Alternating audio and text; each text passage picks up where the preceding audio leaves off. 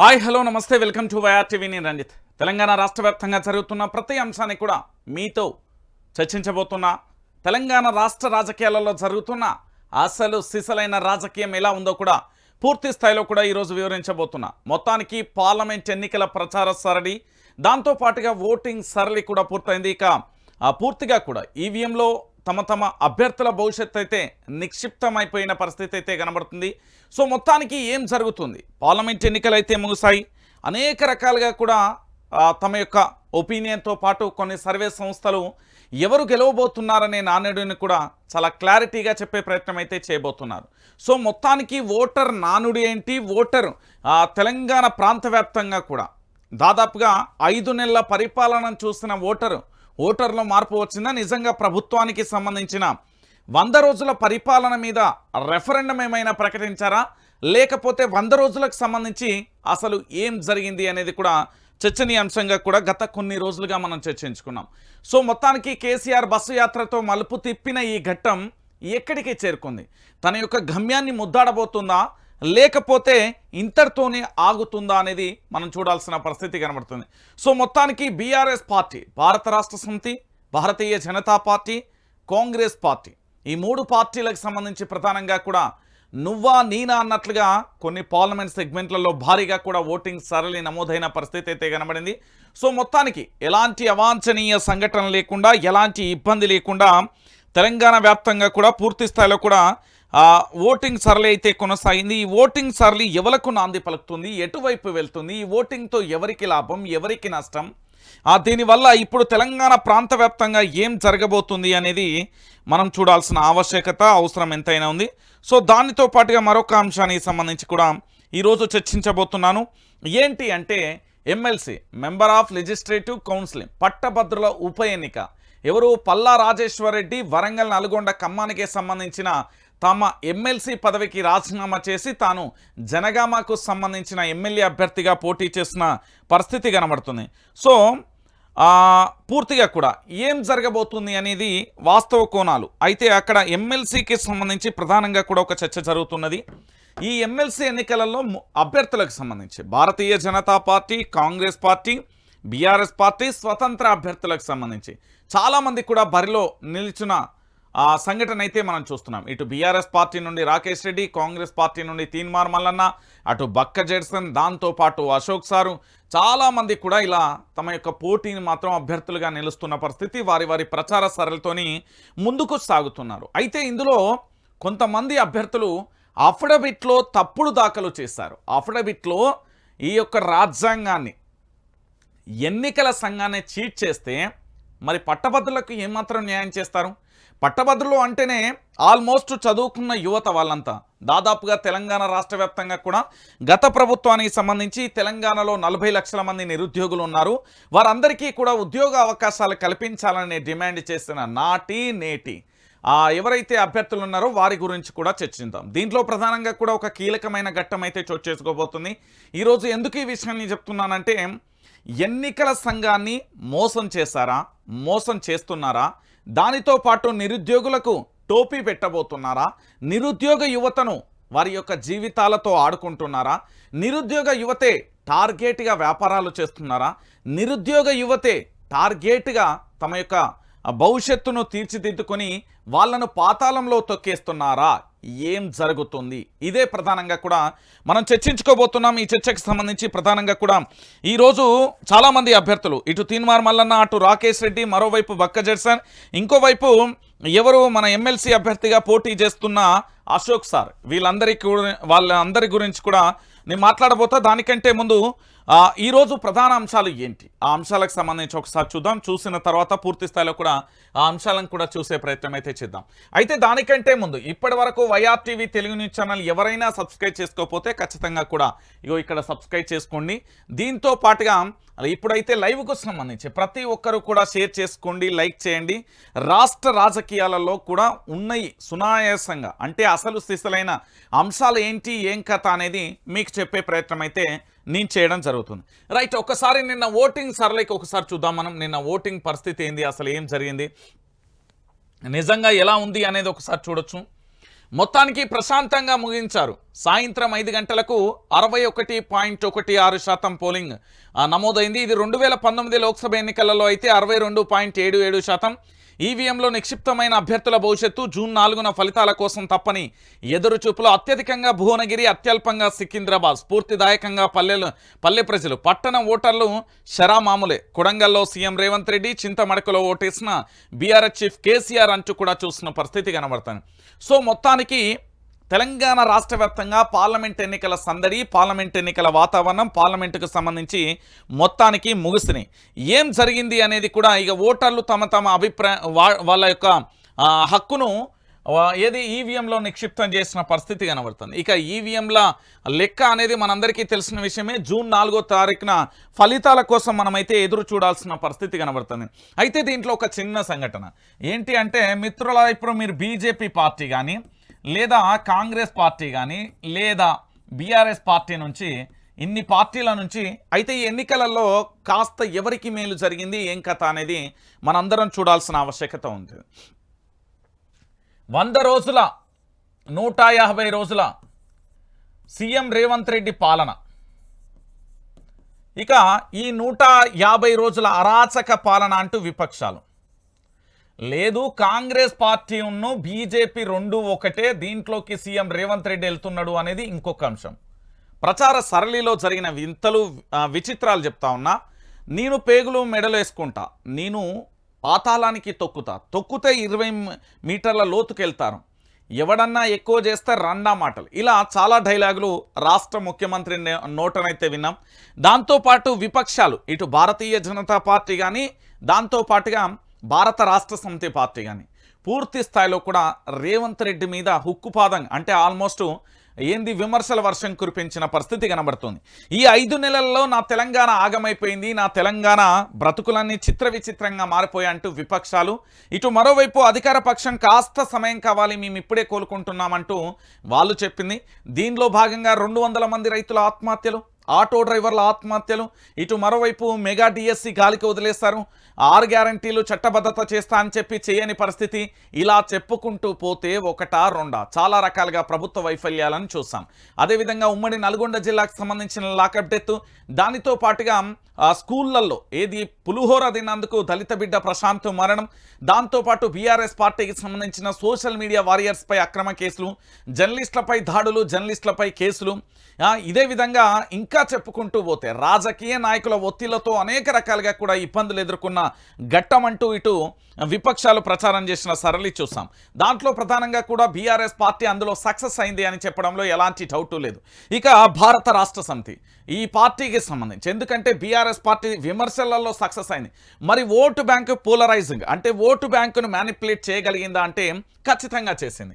ఎందుకు అంటే గతంలో 15% నుంచి ఇది 18%, దాదాపుగా 3% పైచీలకు కూడా ఓటు శాతం అనేది బీఆర్ఎస్కు పెరిగింది. ప్రజలలో కూడా గ్రాఫ్ పెరిగిన పరిస్థితి అయితే కనబడింది.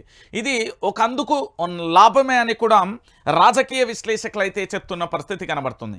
ఇక అనేక సర్వే సంస్థలు కాంగ్రెస్ పార్టీ, భారతీయ జనతా పార్టీ, బీఆర్ఎస్ పార్టీకి లెక్కలన్నీ వేస్తున్న పరిస్థితి కనబడుతుంది. ఆ లెక్కలన్నీ కూడా తలకిందులు కాబోతున్నాయని మరికొంతమంది వాదిస్తున్నారు. సరే, మొత్తానికి ఏది ఏమైనప్పటికీ కూడా ఓటు అనేది మనందరం వేసాం, ఆ ఓటు ఈవీఎంలో నిక్షిప్తమైపోయింది. ఇక 17 పార్లమెంట్ సెగ్మెంట్లకు సంబంధించి నిన్న వివిధ చోట్ల వివిధ రకాలుగా కూడా సంఘటనలు చోటు చేసుకున్నాయి, అవన్నీ కూడా మనం చూసాం. దాంతో పాటుగా ఎక్కడా కూడా ఎలాంటి అవాంఛనీయ సంఘటనలు అయితే జరగలేదు. కొన్ని అభ్యర్థులకు సంబంధించి కేసులు నమోదవ్వడం, ఎన్నికల కోడ్ను రాష్ట్ర ముఖ్యమంత్రి ఉల్లంఘించారంటూ కూడా బీజేపీ అభ్యర్థికి సంబంధించి రఘునందన్ రావు ఫిర్యాదు చేయడం, దాన్ని మేము విచారిస్తున్నామంటూ ఎన్నికల సంఘం చెప్పిన తీరును చూసాం. సో మొత్తానికి నిన్న నానా రకాలుగా కూడా పూర్తి స్థాయిలో కూడా ప్రచార సరళి కొనసాగింది. అయితే ఒకసారి నేనేమంటున్నానంటే పల్లెలన్నీ ఎప్పుడూ చైతన్యవంతమే. మహాత్మా గాంధీ చెప్పినట్టుగా ఈ దేశానికి పల్లెలే పట్టుకుమ్మలు అని చెప్పినట్టుగా నిజమే.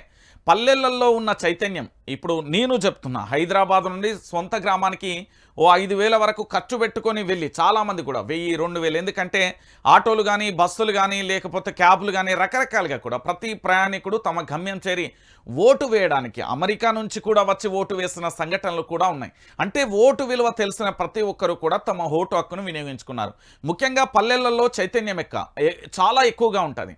ఉద్యమం నాయకుడు చేస్తే ఉద్యమంగానే మిగిలిపోతుంది. కానీ అది ప్రజలు చేస్తే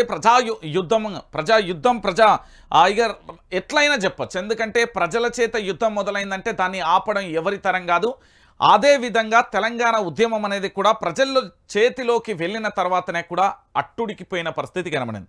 సో ఎందుకు ఈ విషయం చెప్తున్నానంటే పల్లెలలో పూర్తి స్థాయిలో కూడా ప్రభంజనం కొనసాగింది. ఓటు శాతం అనేది గణనీయంగా భారీగా కూడా నాకు తెలిసి ఆల్మోస్ట్ పూర్తి స్థాయిలో కూడా పల్లెలలో ఓటు పర్సంటేజ్ అనేది పెరిగింది. పల్లెలలో చాలామంది కూడా ఓటు వేసిన పరిస్థితి కనబడింది. ఇక రాష్ట్రంలో పోలింగ్ ప్రశాంతంగా ముగిసింది. 17 లోక్సభ నియోజకవర్గంలోని ఉదయం 7 గంటలకు ప్రారంభమైన పోలింగ్ సాయంత్రం 6 గంటల వరకు కొనసాగింది. పలు పోలింగ్ కేంద్రాలలో 6 గంటల లోపే క్యూ లైన్లో నిలిచిన ఓటర్లకు ఓటు హక్కు వినియోగించేందుకు ఎన్నికల అధికారులు అవకాశం కల్పించారు.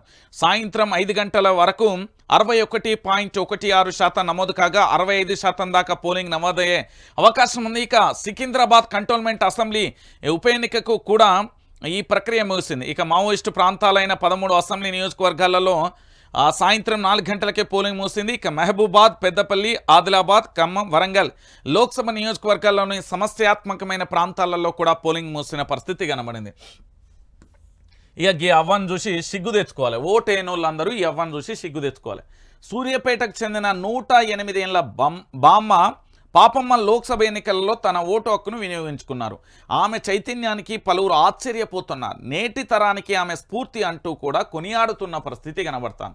108 ఏండ్లు ఉండి ఈ దేశంలో డాక్టర్ బాబాసాహెబ్ అంబేద్కర్ రచించిన భారత రాజ్యాంగాన్ని గౌరవించి నా యొక్క హక్కులను తెలియజేయడం కోసం, వాస్తవాలు ఏంటిది అనేది తెలిసే ప్రయత్నం కోసం తాను చేసిన తన ఓటు హక్కును వినియోగించుకొని ప్రతి ఒక్కరూ కూడా ఓటు వేయాలని నిర్దేశించడానికి, అంటే యువత అందరికీ స్ఫూర్తిదాయకంగా ఈ బామ్మ తెలంగాణ రాష్ట్ర వ్యాప్తంగా కూడా ఇప్పుడు ఈ బామ్మ అందరికీ కూడా ఏందో ఒక స్ఫూర్తిదాయకం అంటూ కూడా అందరూ చెప్తున్న పరిస్థితి కనబడుతుంది. ఇక పూర్తి స్థాయిలో కూడా చూడొచ్చు. స్వగ్రామం చింతమడకలో కూడా ఓటు వేసిన బీఆర్ఎస్ అధినేత కేసీఆర్ చిత్రంలో మాజీ మంత్రి హరీష్ రావు అంటూ కూడా చెప్పవచ్చు. ఇటు నాగర్ కర్నూలు జిల్లాలో తాత్కాలిక పోలింగ్ కేంద్రాల్లో సోమవారం తమ ఓటు హక్కును వినియోగించుకుంటున్న చెంచు మహిళలు అంటూ కూడా చూడొచ్చు. మొత్తానికి ప్రశాంతంగా పోలింగ్ అయితే ముగిసింది. దీంట్లో రాష్ట్రంలో 64% దాటింది ఓటింగ్. 2019 కంటే అధికమంటూ కొందరు చెప్తా ఉన్నారు. అనుకూలించిన వాతావరణం 14 కేంద్రాలలో రాత్రి దాకా ఏంది. ఖమ్మంలో అత్యధికంగా, హైదరాబాద్లో అత్యల్పం.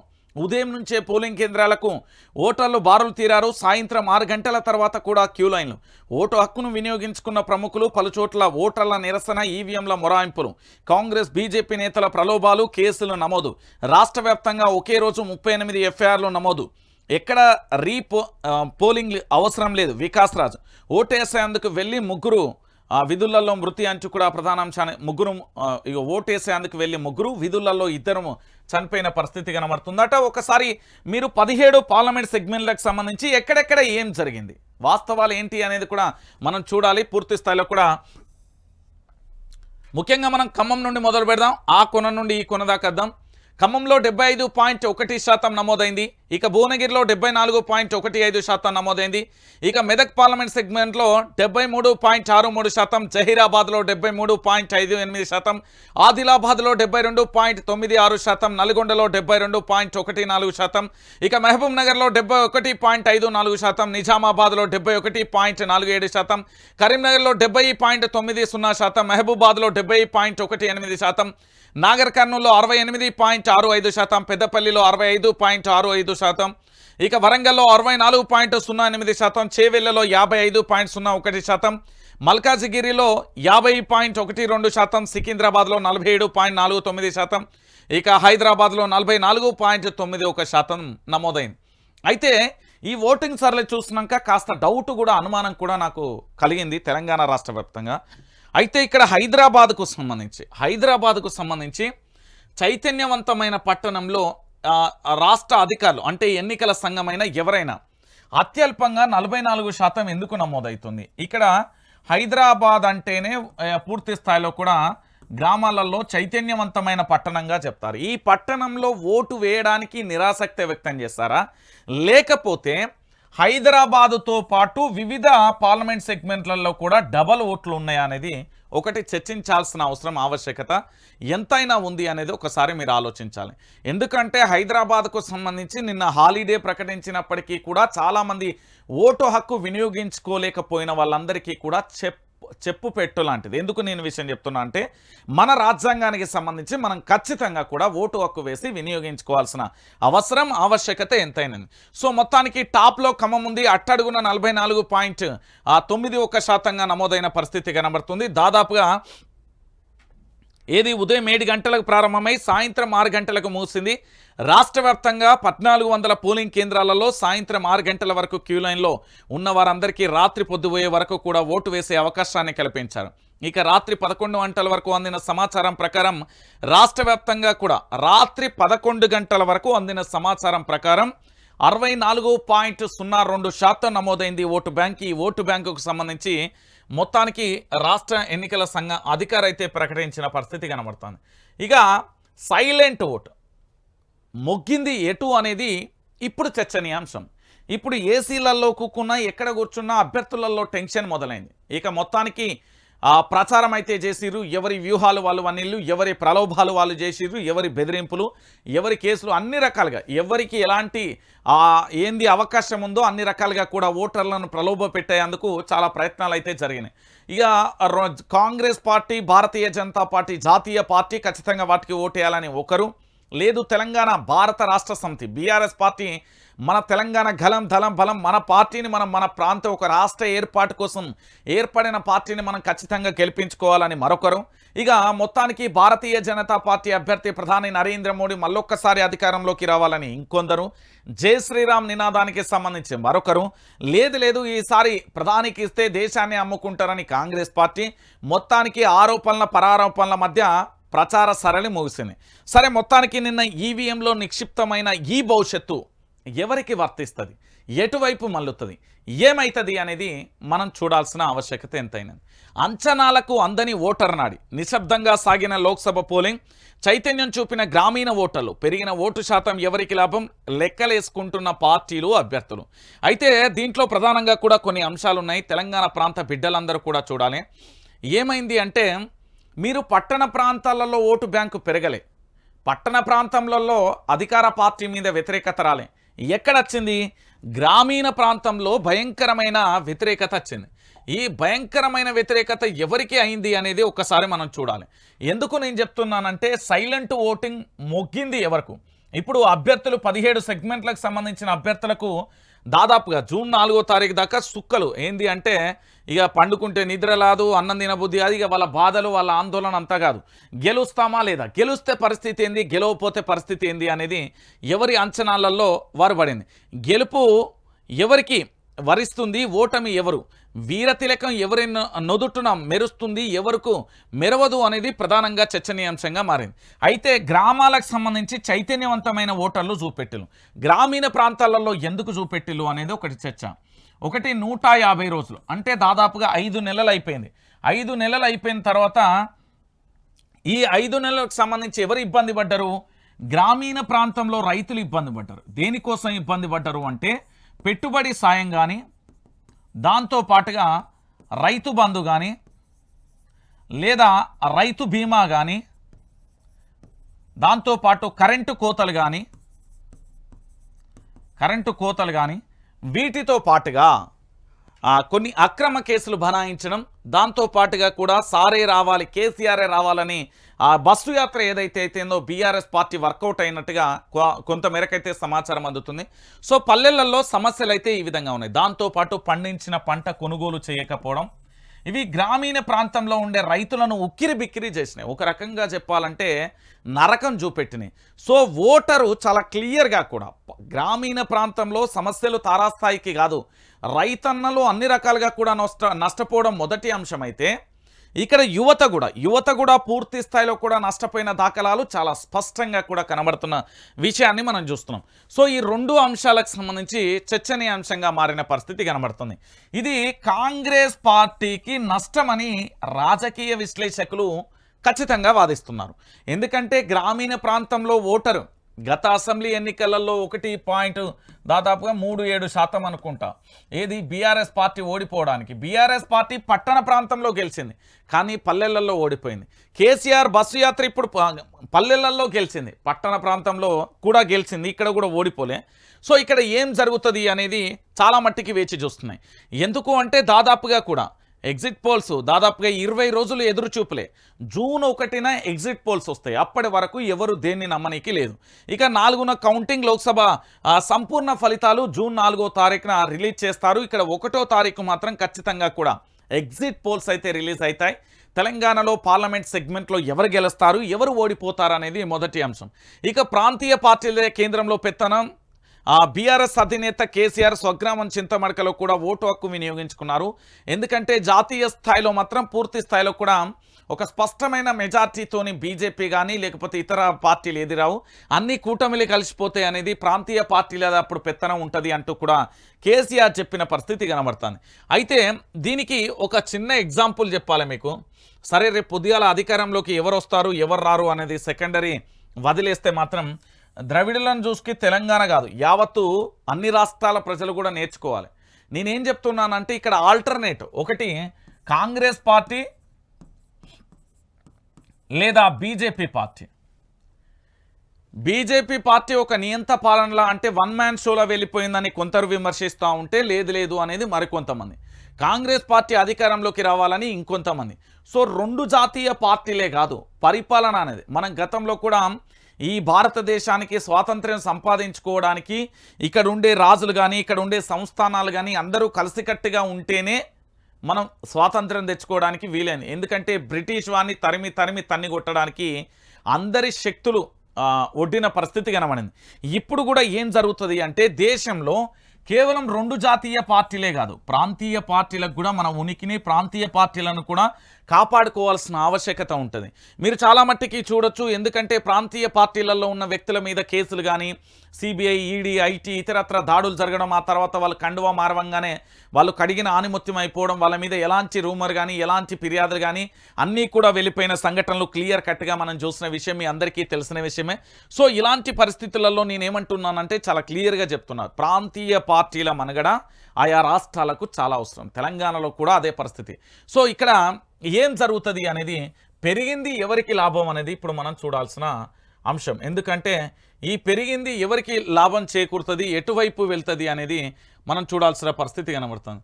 సో పూర్తిగా కూడా ఇక్కడ సైలెంట్ ఓటింగ్, ఇక్కడ 2019లో బీఆర్ఎస్ పార్టీకి మొత్తం ఓటింగ్ శాతం అప్పుడు 62.72% నమోదైంది. 2019 లెక్క చెప్తున్నా. అప్పుడు బీఆర్ఎస్ పార్టీకి 41.77% వచ్చినప్పుడు 9 స్థానాలను గెలిచింది. ఆ తర్వాత కాంగ్రెస్ పార్టీ 29.8% ఓట్ పర్సెంటేజ్ వచ్చినప్పుడు 3 స్థానాలను గెలిచింది. ఇక బీజేపీ 19.7% వచ్చినప్పుడు 4 పార్లమెంట్ సెగ్మెంట్లకు సంబంధించిన స్థానాలను అయితే గెలుపొందిన పరిస్థితి కనబడుతుంది. అయితే ఇక్కడ 6-7 స్థానాలలో రాష్ట్ర పోలింగ్ సగటు కన్నా ఎక్కువ పోలింగ్ శాతం నమోదైంది. పట్టణ ఓటర్ కన్నా గ్రామీణ ఓటర్లు ఎక్కువ చైతన్యం ప్రదర్శించారు. ఫలితంగా పట్టణాలతో పోలిస్తే గ్రామీణ ప్రాంతాలలో ఓటింగ్ శాతం ఎక్కువగా కూడా నమోదైంది. ఈ ఎన్నికలు ఎవరికి అనుకూలం ఎవరికి ప్రతికూలం అనేది ఓటరు సరళిని బట్టి అర్థం చేసుకోవడం కష్టంగా మారింది. కాకపోతే పార్టీలన్నీ తమకే అనుకూలంగా అని చెప్పుకోవడం సర్వసాధారణంగా కూడా మారిపోయిన పరిస్థితి కనబడుతుంది. ఇక్కడ 5 నెలల క్రితం రాష్ట్రంలో జరిగిన అసెంబ్లీ ఎన్నికల సందర్భంగా పోలింగ్ కేంద్రాల వద్ద నెలకొన్న పరిస్థితికి సోమవారం నాటి లోక్సభ ఎన్నికలకు ఏమాత్రం పొంతన లేకుండా పోయింది. అసెంబ్లీ ఎన్నికల సమయంలో పోటీ పడిన అభ్యర్థులు వారి ప్రాతినిధ్యం వహిస్తున్న పార్టీ శ్రేణులు పోలింగ్ బూతుల వద్ద మోహరించారు. ఆయా పోలింగ్ బూతుల పరిలో ఎవరు ఓట్లు వేశారు ఎవరు వేయలేదో సరిచూసుకొని ఓట్లు వేయని వారిని పోలింగ్ బూతులకు రప్పించారు. అయితే సోమవారం అలాంటి దృశ్యాలు ఎక్కడా కూడా కనిపించలే, కనీసం మచ్చుకైనా కానరాలే.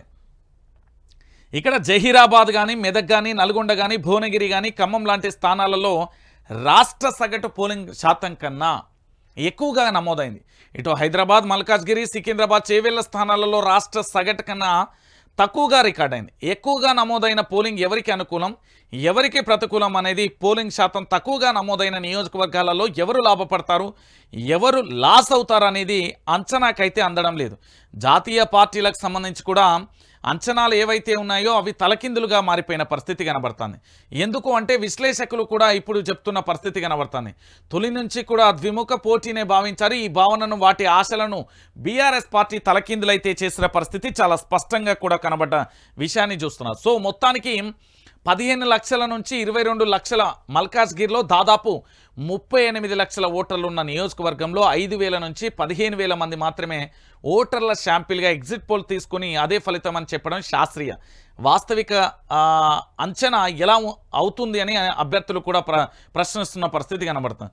సో మొత్తానికి ఎవరికి ప్రతికూలంగా మారుతుంది ఏంటి అనేది కూడా మనం చాలా సమయం ఉండేది, తొందరపడాల్సిన అవసరం ఏమీ లేదు. ఇక్కడ మీరు ఏ ఒక్క ఎగ్జిట్ పోల్స్ కానీ ఫేక్ వాటినైతే నమ్మకండి. ఇప్పటికే 17 పార్లమెంట్ సెగ్మెంట్కు సంబంధించి ప్రచార సరళి అయిపోయింది, ఓటింగ్ అయిపోయింది, ఈవీఎంలో వాళ్ళ అభ్యర్థుల భవిష్యత్తు అనేది నిక్షిప్తం అయిపోయింది.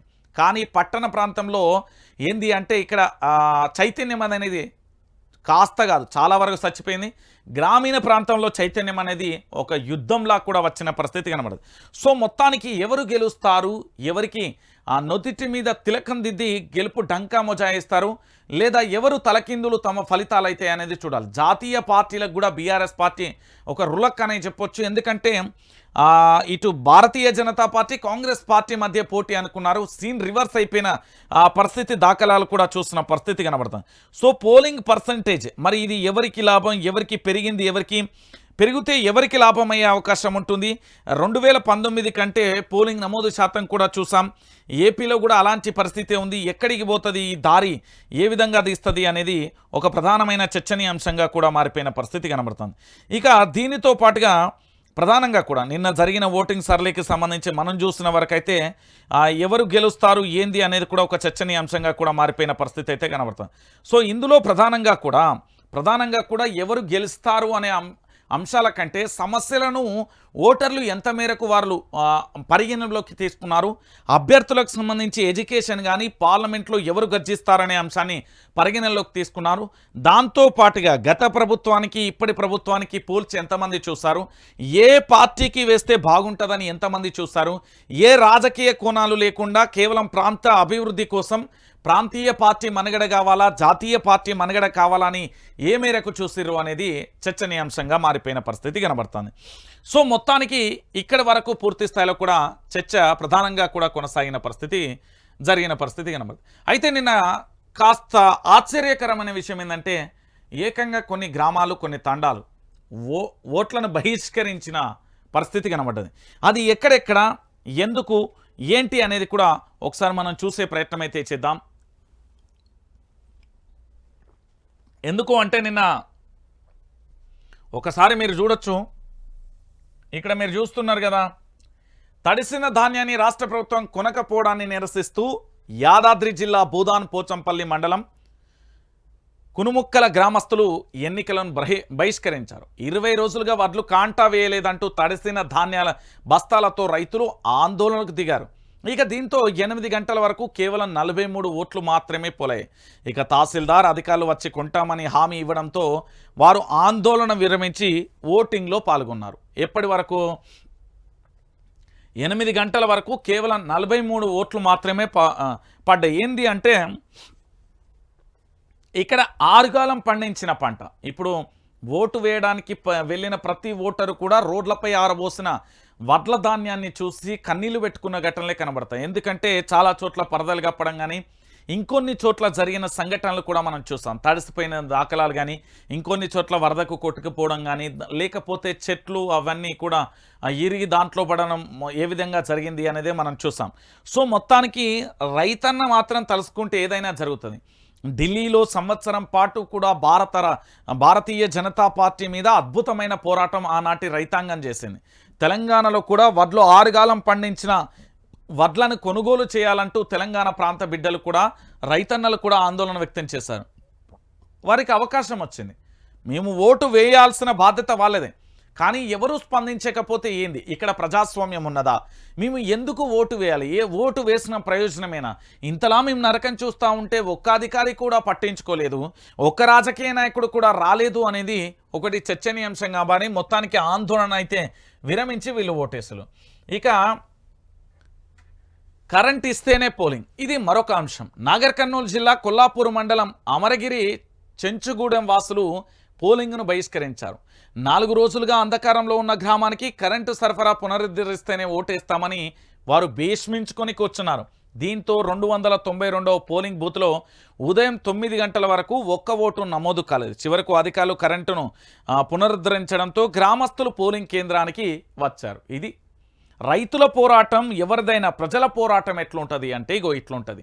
వాళ్ళు కరెంటు ఇస్తేనే భీష్మించుకొని ఎందుకు కూర్చున్నారు అంటే, మా సమస్య అనేది కేవలం ఈ ప్రాంతానికే పరిమితం కావద్దు, తెలంగాణలోని అన్ని ప్రాంతాల అందరూ బిడ్డలు కూడా చూడాలని వాళ్ళు భీష్మించుకొని కూర్చున్న పరిస్థితి కనబడుతుంది. అంటే రాష్ట్రంలో సమస్యలు ఏ తారాస్థాయిలో ఉన్నాయనేది ఇవి చూస్తే మనకు అర్థమైపోతుంది. ఇక వీటితో పాటు ప్రధానంగా కూడా మనం చర్చించుకోవాల్సింది ఇక ఆంధ్రప్రదేశ్కి సంబంధించిన నిన్నటి ఎన్నికలు. అవి చూద్దాం మెల్లగా, ఎందుకంటే అది ఒకసారి ఇది చూసిన తర్వాత అక్కడికి వెళ్దాం. ఇది వరంగల్ జిల్లా చిన్నరావుపేటకు సంబంధించి తడిసిన ధాన్యంతో ఆ రైతుల అవస్థలు ఎట్లున్నాయో చూడొచ్చు. మీరందరూ నేను చెప్పిన కదా, సీఎం చెప్పిన ముందుకు సాగని కాంట, కొనుగోలు చేసిన చోట మిల్లర్ల కొర్రీలు, అకాల వర్షాలతో రైతులు ఆగమాగం, తడిసిన ధాన్యంతో అన్నదాతల ఆందోళన, అధికారులు మంత్రులు పోలింగ్లో నిమగ్నం, రైతులను పట్టించుకునే నాదుడే కరువయ్యాడు అంటూ కూడా చూడొచ్చు. అకాల వర్షాలతో దెబ్బతిన్న రైతాంగాన్ని ఒకసారి మీరు చూస్తున్నారు. పూర్తి స్థాయిలో ఎట్లున్నది ఏం కథ అనేది సమస్యలకు సంబంధించి చూస్తున్నాం. ఇక బీజేపీకి 200 సీట్లు దాటవు. దేశంలో బలమైన యాంటీ బీజేపీ సెంటిమెంట్, ఆ పార్టీతో డెమోక్రసీకి ముప్పు అని ప్రజలలో భావన. పట్టు జారిపోతుందనే మోదీ రెచ్చగొట్టే వ్యాఖ్యలు సీనియర్ న్యాయవాది ప్రశాంత్ భూషణ్ అంచనా అంటూ కూడా చెప్పిన పరిస్థితి కనబడుతుంది. మొత్తానికి కేవలం ఒకటే నినాదంతోని, ఒకటే ఎజెండాతోని పూర్తి స్థాయిలో వెళ్తున్నారు కాబట్టి భారతీయ జనతా పార్టీకి 200 సీట్లు కూడా దాటవంటూ కూడా ప్రముఖ న్యాయవాది ప్రశాంత్ భూషణ్ అయితే అంచనా వేసిన పరిస్థితి కనబడుతుంది. ఇక ఎన్డీఏకు మ్యాజిక్ ఫిగర్ రాదు. బీజేపీ కూటమికి దేశవ్యాప్తంగా 268 సీట్లు దాటవు. గెలిచేది మోదీని అనేది ప్రచారంలో ఉన్నది అబద్ధం. 8 రాష్ట్రాల అధ్యయనం తర్వాతే ఈ అంచనా. ప్రముఖ ఎవరు యోగేంద్ర యాదవ్ వెల్లడి అంటూ కూడా చూడొచ్చు. ఆయన సైఫాలజిస్ట్, అంటే పూర్తి స్థాయిలో కూడా అధ్యయనం చేసి సామాజికవేత్త ఆయనే ఏది యోగేంద్ర యాదవ్ పేర్కొన్నారు. దేశంలోని మీడియా, రాజకీయ విశ్లేషకులు అంతా కలిసి మళ్ళీ గెలిచేది మోడీ అని అబద్ధాన్ని ప్రచారం చేస్తున్నారని, ఈ అబద్ధాన్ని బద్దలు కొట్టేటట్టుగా కూడా ప్రజలు తీర్పునిచ్చారు అంటూ కూడా చెప్తున్న పరిస్థితి కనబడుతుంది. ఇది మరొక అంశానికి సంబంధించి కూడా మనం చూస్తున్నాం. ఇక దాంతోపాటు ఓటెత్తిన ఆంధ్రప్రదేశ్ 76.50 దాటిన పోలింగ్. ఎన్నికల ఘర్షణతో రాష్ట్రం అంతా రణరంగంగా కూడా మారిపోయింది. అసెంబ్లీ ఎన్నికలలో పలు చోట్ల ఉద్రిక్తత, 11 కేంద్రాలలో ఈవీఎంల ధ్వంసం, తెలంగాణలో లైన్లలో రమ్మన్న వ్యక్తిని కొట్టిన అభ్యర్థి చెంప చెల్లుమనిపించిన ఓటర్, నర్సరావుపేటలో పోలీసుల ఫైరింగ్, తాడిపత్రిలో ఎస్పీ వాహనంపై అటాక్, ఉద్రిక్తతలపై ఎన్నికల సంఘం సీరియస్ అంటూ కూడా ప్రధాన అంశానికి సంబంధించి కూడా హైలైట్ చేసే పరిస్థితి అయితే కనబడుతుంది. దానికి సంబంధించిన అప్డేట్ కూడా మనం చూస్తున్నాం. దానికి సంబంధించి చూడొచ్చు. 4వ విడతలో 64%, తెలంగాణ, ఏపీ సహా 10 రాష్ట్రాలలో 96 లోక్సభ స్థానాలకు ఎన్నికలు. బెంగాల్లో అత్యధికంగా 75.6%, జమ్మూ కాశ్మీర్లో అత్యల్పంగా కూడా 77.9% కూడా నమోదైన పరిస్థితి అయితే కనబడుతుంది. ఇక దీనితో పాటుగా మరో ప్రధాన అంశానికి సంబంధించి చూడొచ్చు. సొంత జిల్లాలో సీఎం రేవంత్కు షాక్. 3 రోజులుగా కరెంటు కట్, ఓటు వేయమని గ్రామస్తుల ధర్నా, రంగంలోకి దిగిన అధికారులు అంటూ కూడా చూడొచ్చు. మొత్తానికి ఏంది అంటే వీళ్ళు ఇక్కడ పూర్తి స్థాయిలో కూడా మాకు కరెంటు చెంచుగూడెంలో 4 రోజుల అంధకారంలో ఉన్నాం, మా కరెంట్ అత్త అంటే చివరికి అధికారులు అక్కడికి వచ్చి పరిష్కరించిన పరిస్థితి అయితే కనబడ్డది. ఇక ప్రాంతీయ పార్టీలదే హవా. బీఆర్ఎస్ చీఫ్ కేసీఆర్ ధీమా, కాంగ్రెస్ బీజేపీలకు మేమే దిక్కు, ఆ పార్టీలే మా సహకారం కావాలి పదే చెప్తున్న గులాబీ బాస్ ఈ రోజు నుంచి కాదు, చాలా రోజుల నుంచి కూడా ఈ యొక్క కంఠస్వరాన్ని పెంచిన పరిస్థితి. వాస్తవాలను కూడా తెలంగాణ బిడ్డలందరికీ కూడా చెప్పే ప్రయత్నంలో కూడా గులాబీ బాస్ ఎప్పటి నుండో చేస్తున్నాడు. నిజాలేంటి అబద్ధాలేంటి అనేది కూడా తెల్లం కానున్నట్టుగా తెలుస్తుంది. ఇక మాధవిలత మీద నిన్న కేసు నమోదైంది, మీ అందరికీ తెలుసు. ఎందుకంటే పోలింగ్ కేంద్రం వద్ద మాధవిలత ఓటర్ల స్లిప్పులు, ఐడీలను పరిశీలించారు. ముస్లిం మహిళలు బుర్కాలు ధరించి రావడం పట్ల ఆమె అభ్యంతరం వ్యక్తం చేశారు. ఓటర్ల ముఖాలను పరిశీలించి ఓటుకు అనుమతించాలంటూ కూడా వారు డిమాండ్ చేసిన పరిస్థితి అయితే కనబడుతుంది. ఇక ఈ ప్రధాన అంశానికి సంబంధించి కూడా మనం చూసాం. So camera on action, Dharmapuri Arvind నట విశ్వరూపం పోలింగ్ స్టేషన్ దగ్గర హల్చల్ హంగామా చేస్తూ ఆఫీసర్లకు వార్నింగ్ అంటూ కూడా మరో అంశానికి సంబంధించి కూడా హైలైట్ చేసిన పరిస్థితి అయితే కనబడుతుంది. నిన్న అది ఎట్లున్నది ఏం కథ అనేది కూడా మనం చూసిన పరిస్థితి అయితే కనబడుతుంది. రైట్. ఇక మొత్తానికి ఈ పేపర్ల పంచాయతీ అయితే అయిపోయింది. ఇక ఎమ్మెల్సీ అభ్యర్థుల పంచాయతీకి వెళ్దాం. ఎమ్మెల్సీ అభ్యర్థులకు సంబంధించి వాస్తవ కోణాలు ఏంది వారితో ఒకసారి నేను మాట్లాడే ప్రయత్నం అయితే చేస్తా. ఎమ్మెల్సీ అభ్యర్థులకు సంబంధించి అంటే పార్లమెంట్ ఎన్నికలకు సంబంధించి ఈ పరిస్థితి అయితే అయిపోయిన తర్వాత ఇక ఎట్లుంటుంది ఏం కథ అనేది కూడా మనం ఒకసారి మాట్లాడాలి. తెలంగాణ రాష్ట్ర వ్యాప్తంగా పార్లమెంట్ సెగ్మెంట్కి సంబంధించి అయితే మనం చూసాం. దాంతోపాటుగా ఏం జరుగుతున్నది ఏం కథ అనేది కూడా ఒకసారి చూసే ప్రయత్నం అయితే చేద్దాం. ఎమ్మెల్సీ అభ్యర్థులలో అఫిడవిట్లకు సంబంధించి తప్పుడు దాఖలు చేశారు అంటూ కూడా ఒక అప్డేట్ అయితే పరుస్తున్న పరిస్థితి అయితే కనబడుతుంది. ఒకసారి మనం అభ్యర్థులకు సంబంధించి కూడా మాట్లాడదాం. ఎందుకంటే అఫిడవిట్లో దాఖలు చేశారు అంటూ కూడా ప్రధానంగా కూడా చర్చనీయాంశంగా మారుతుంది. నేను మెయిన్గా కూడా అభ్యర్థులను లైన్లో తీసుకున్న తర్వాత వాస్తవాలన్నింటినీ కూడా మనం మాట్లాడే ప్రయత్నం అయితే చేద్దాం. ఏం జరుగుతుంది ఏం కథ అనేది కూడా చూద్దాం.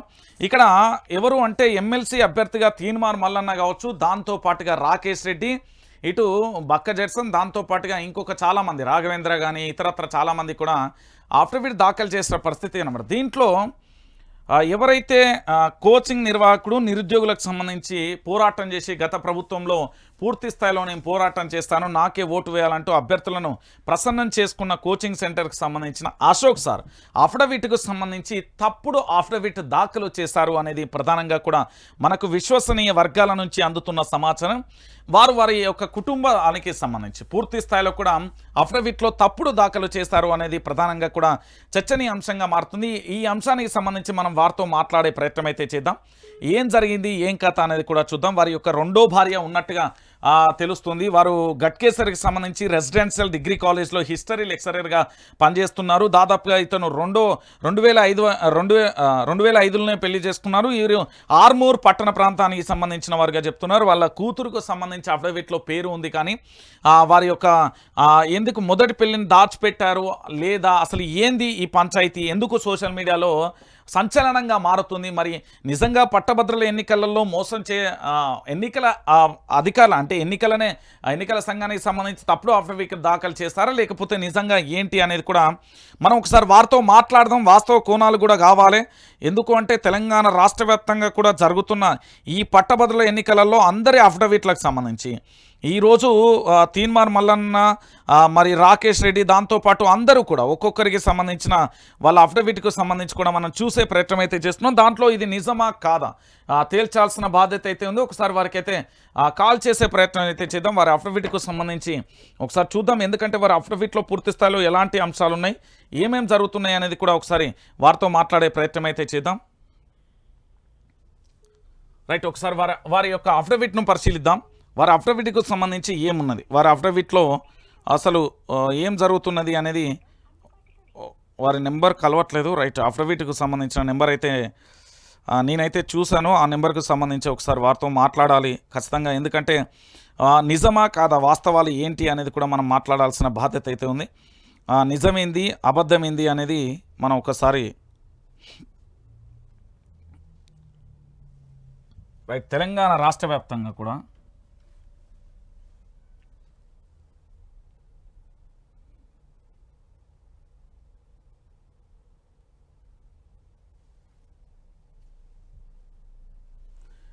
ఇది వారి ఎన్నికలకు సంబంధించి సమర్పించిన అఫిడవిట్. ఇక్కడ మీరు చూడొచ్చు అశోక్ కుమార్ వారికి సంబంధించిన పూర్తి చిరునామా డాటాకు సంబంధించి రాసిర్రు. ఇక్కడ వారి యొక్క ఆస్తులకు సంబంధించి వారి యొక్క కుటుంబ సభ్యులకు సంబంధించి అశోక్ సంబంధించి రాసిర్రు. దాంతోపాటు వారి యొక్క సతీమణికి సంబంధించి దాంతోపాటు వాళ్ళ కుమార్తెలకు సంబంధించి ఇందులో ఒకసారి చూడొచ్చు నివేదిత కానీ లీనా కానీ, దాంతోపాటు ఇక్కడ ఎవరు శివామిక, ఇక్కడ వీరు ముగ్గురు పేర్లు అయితే దీంట్లో పొందుపరచడం జరిగింది. సో ఇక్కడ ఈ సోషల్ మీడియాలో ప్రస్తుతం ప్రధానంగా కూడా చర్చనీయాంశంగా మారిన ఈ అంశానికి సంబంధించి కూడా ప్రధానంగా కూడా చర్చనీయాంశంగా మారుతుంది. దీనికి సంబంధించి కూడా ప్రస్తుతం ఆ సోషల్ మాధ్యమాలలో చక్కర్లు కొడుతుంది. ఎందుకంటే ఇది లైవ్లోనే నేను దీన్ని వారితో మాట్లాడాలి అనే ప్రయత్నం అయితే చేస్తున్నాను. ఎందుకంటే ఖచ్చితంగా కూడా వారితో మాట్లాడాలి, వాస్తవాలు ఏంది అనేది కూడా చూసే ప్రయత్నం అయితే చేద్దాం. ఒకసారి మన దగ్గరికి వాళ్ళకి సంబంధించిన అప్డేట్ అయితే వచ్చింది. ఒకసారి వాళ్ళతో అందరితో కూడా మాట్లాడే ప్రయత్నం అయితే చేద్దాం. నిజానికి ఇందులో వాస్తవాలు ఉన్నాయా లేదా అనేది కూడా చేసే ప్రయత్నం అయితే చేద్దాం. అమ్మ గుడ్ మార్నింగ్ అన్న, నేను లైవ్లో నుంచి మాట్లాడుతున్నా అమ్మా. నా పేరు రంజిత్, వైఆర్టీవీ నుంచి మాట్లాడుతున్నా. మేడం ఇక్కడ ఏంది అంటే అశోక్ సార్కు సంబంధించి వారికి అంటే మరొక మ్యారేజ్ అయింది అంటూ కూడా ఒక చర్చ జరుగుతుంది. నిజమా కాదా? వారి యొక్క డీటెయిల్స్కు సంబంధించి అఫిడవిట్లోకి సంబంధించి వచ్చింది. నిజమా కాదా? మీరే అమ్మ ఎప్పుడు పెళ్లి చేసుకున్నారు? ఏంటి అసలు డీటెయిల్? అంటే అఫిడవిట్లో పేర్లు అయితే లేవు.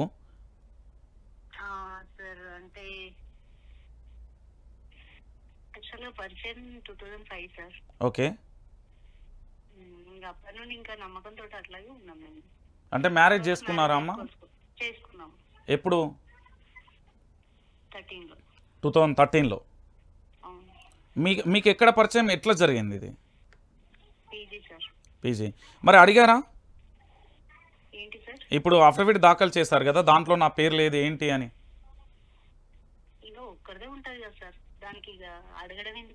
ఓకే, థ్యాంక్ యూ అమ్మా. రైట్. ఇదైతే దాసాడు అనేది అఫిడవిట్లో పొందుపరచలేదు, ఒకరిదే ఉంటుందని మేడం అయితే చెప్పింది. సో మొత్తానికి ఇదైతే జరుగుతుంది. ఒకసారి వారి ఇంటర్వ్యూ కూడా తీసుకునే ప్రయత్నం అయితే చేద్దాం. ప్రస్తుతం ఇది చర్చనీయాంశంగా మారుతుంది. నేను ఏమంటున్నానంటే వాస్తవాలు పొందుపరచలేకపోయారా, లేకపోతే ఏదైనా మిస్ అయిందా, తప్పుడు అఫిడవిట్ దాఖలైందా ఏంటి అనేది కూడా మనం చూసే ప్రయత్నం అయితే చేయబోతున్నాను. నిజానికి ఏంది అంటే ఇది ప్రస్తుతం సోషల్ అనేక గ్రూపులలో చక్కర్లు కొడుతుంది. అది నా వరకు కూడా చేరింది. నేను ఒకసారి అశోక్ గారికి కూడా కాల్ కలుపుతా. అశోక్ సార్తో కూడా మనం మాట్లాడాలి. ఎందుకు అంటే ఇది నిజమా కాదా మరి వారైతే ధృవీకరించరు. దానికి సంబంధించి జరిగింది నిజం ఏంటి అనేది కూడా ఒకసారి వారితో కూడా మనం మాట్లాడాలి. ఎందుకంటే నిజాలు అనేది ప్రతి ఒక్కరికి కూడా తెలియజేయాల్సిన బాధ్యత ఉంది. ఏం జరుగుతుంది, ఏం కథ, వారు అఫిడవిట్లో దాఖలు చేయలేదు అనేది కొంతమంది అయితే ఆరోపిస్తున్నారు. దానికి సంబంధించి కూడా మనం అయితే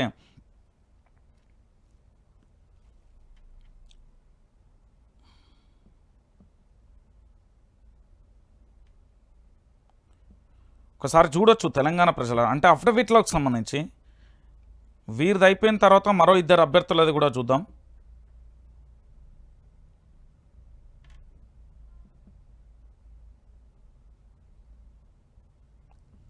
తెలంగాణ రాష్ట్ర వ్యాప్తంగా ఎందుకంటే ఎన్నికల అఫిడవిట్లో రైట్ వారికి ఒకసారి వేరే నెంబర్ నుంచి కూడా కాల్ చేసే ప్రయత్నం అయితే చేద్దాం.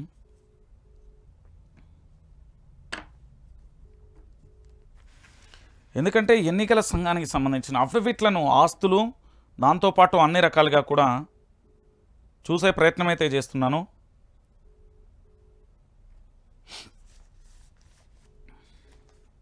చాలామంది అభ్యర్థులు కూడా తమ తమ ఖాతాలలో పూర్తి స్థాయిలో ఏంది అంటే ప్రచారం చేస్తున్నారు. ప్రచారం చేస్తున్నప్పుడు అభ్యర్థుల వాస్తవాలను కూడా తెలియజేయాల్సిన బాధ్యత మనపై కూడా ఉంటుంది. అసలు ఫేక్ ప్రచారమా, నిజమైతే ఇట్లా పట్టభద్రుల ఎమ్మెల్సీ ఎన్నిక ఇది నాటే జోక్. ఎందుకంటే ఉప ఎన్నికకు సంబంధించి ఏం జరుగుతున్నది, ఏం కథ అనేది మనం చూసే ప్రయత్నం అయితే చేద్దాం. ఒకసారి ఈ అఫిడవిట్కు సంబంధించి మన దగ్గరికి అయితే వచ్చింది. చాలామంది దీనికి సంబంధించి కూడా ఇది ప్రస్తుతం సోషల్ మీడియాలో చక్కర్లు అయితే కొడుతుంది. దీనికి సంబంధించి చాలామంది కూడా ఈ అఫిడవిట్ అయితే ప్రధానంగా కూడా ఇప్పుడు చర్చనీయాంశంగా మారుతుంది. వారు ప్రచారంలో బిజీగా ఉన్నారా లేదా ఫోన్ అందుబాటులో లేదా తెలియదు. ఒకవేళ మనకు అందితే సమాచారం మళ్ళీ సాయంత్రం కూడా లైవ్ పెడదాం.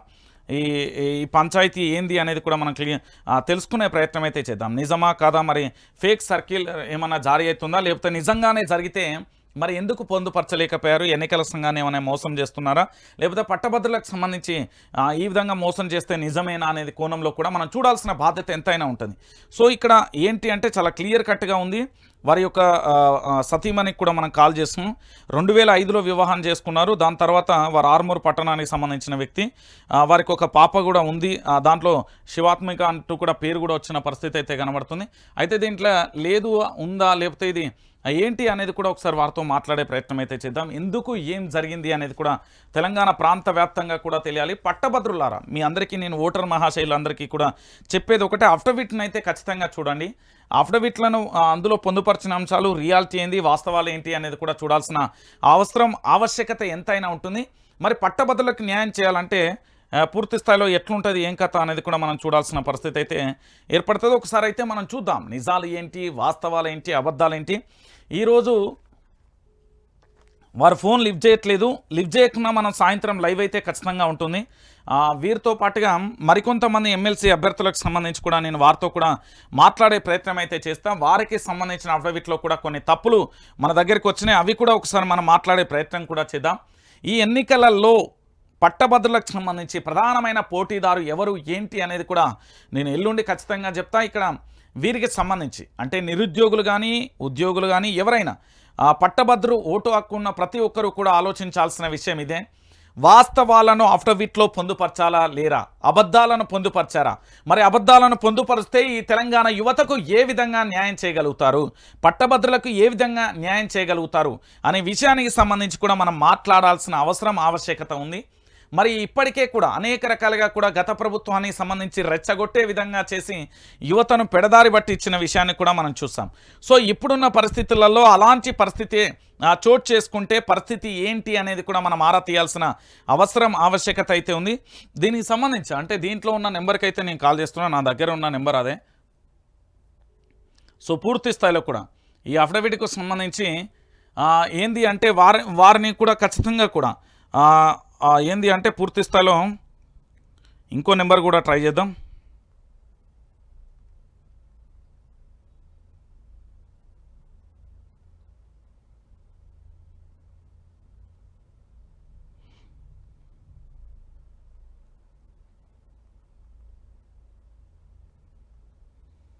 సో మొత్తానికి ఎందుకంటే పట్టభద్రులకు సంబంధించి ప్రధానమైన పోటీదారులు మేము అంటున్నారు.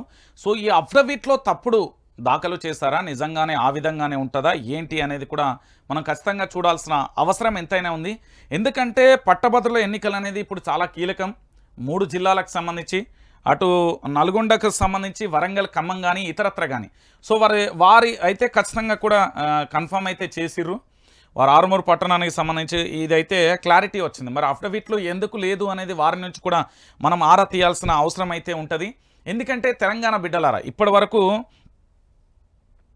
దొరికిపోయారని మరి ఏమన్నా బయటపడ్డారని భయపడుతున్నాడా లేకపోతే ఏంటి, నిజమేనా కాదా అనేది కూడా మన ప్రయత్నం అయితే చేస్తున్నాం. దాంతోపాటుగా ఇంకొక విషయం ఏంటంటే తెలంగాణ బిడ్డలారా చాలా క్లియర్ కట్గా కూడా తెలుసుకోండి.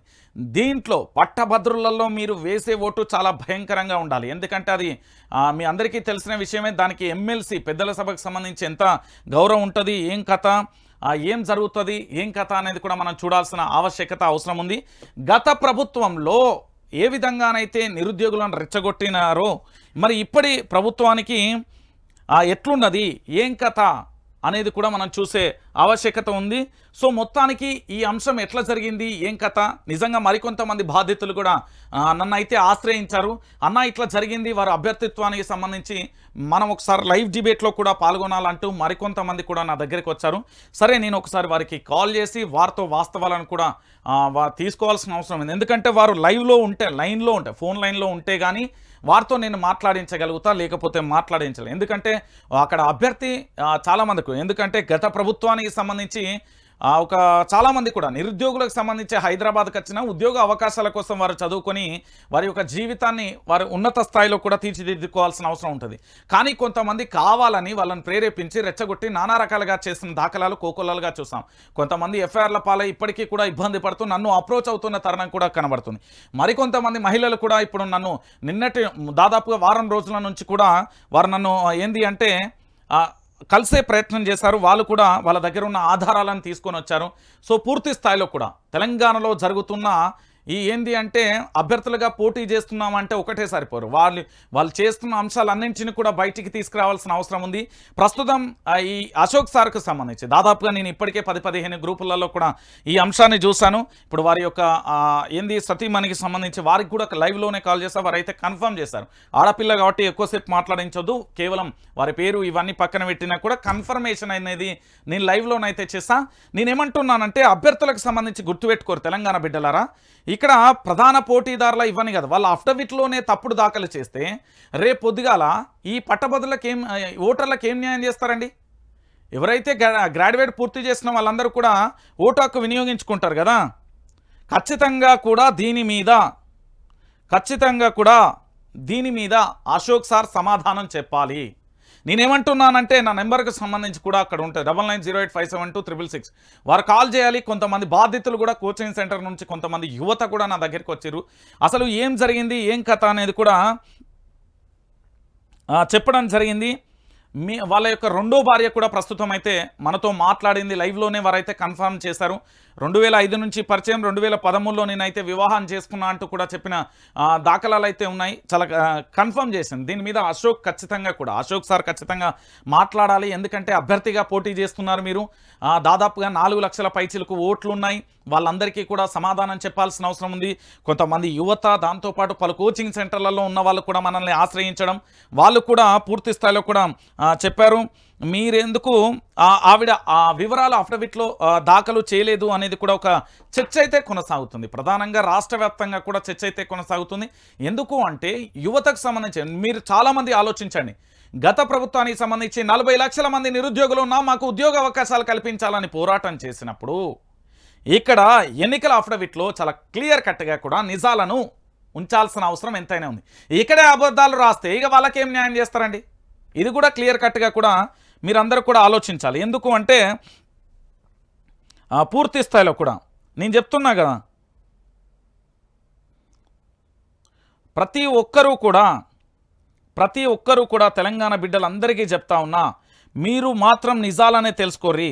అందుకే చాలామందికి కూడా చెప్తా ఉన్నా, ఇప్పుడు ఎమ్మెల్సీకి సంబంధించినది ఉప ఎన్నిక పల్లా రాజేశ్వర్ రెడ్డి ఏంది, దాంతోపాటు తీన్మార్ మల్లన్న గతంలో పోటీ పడి పల్లా రాజేశ్వర్ రెడ్డి గెలిచిండు. ఆ స్థానంలో తాను ఎమ్మెల్యేగా వెళ్ళిపోయిండు. దానికి రాజీనామా చేయడంతో ఉప ఎన్నిక వచ్చింది. బీఆర్ఎస్ పార్టీ నుండి ఇటు రాకేష్ రెడ్డి, అటు తీన్మార్ మల్లన్న, ఇటు బీజేపీ అభ్యర్థి మరికొందరు మాత్రం పోటీ చేస్తున్నారు. నేను అభ్యర్థులకు సంబంధించి ఒక్కొక్కటిగా కూడా మీ దగ్గర పెట్టే ప్రయత్నం చేస్తూ ఉన్నా. ఈ అభ్యర్థులకు సంబంధించి అఫిడవిట్లో చాలా క్లారిటీగా కూడా రాయాలి.